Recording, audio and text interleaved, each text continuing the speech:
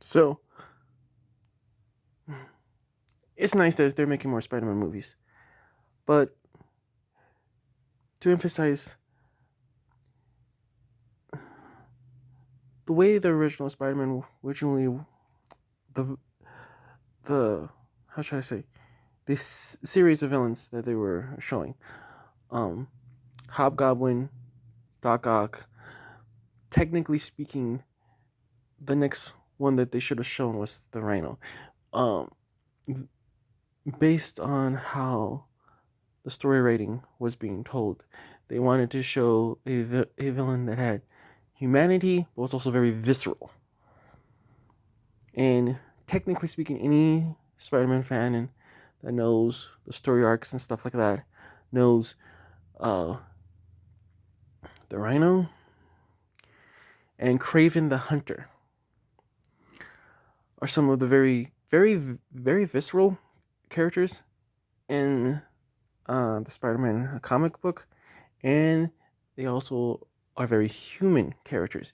Now, if they accurately convey a story like that with Craven the Hunter and the Rhino in their movie, the first part of the movie is about the Rhino. It accurately shows the full story arc and everything.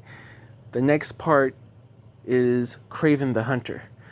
You end up, again, staying faithful to the character the full 9 yards. Even if they have to make a part 2 to this movie, if they do it correct, it would actually be very, very good.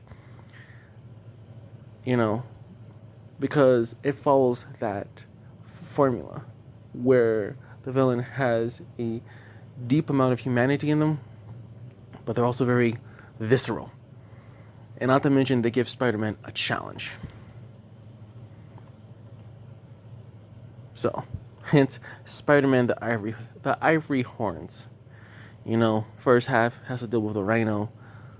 The next half has to deal with Craven the Hunter. How they piece that together is up to them. But if they stay true to the Rhino story arc, 2 Rhinos are going to be in the movie. Hence, the Ivory Horns. So to have Craven the Hunter in there will just make it spectacular. Anyways, like, comment, and subscribe.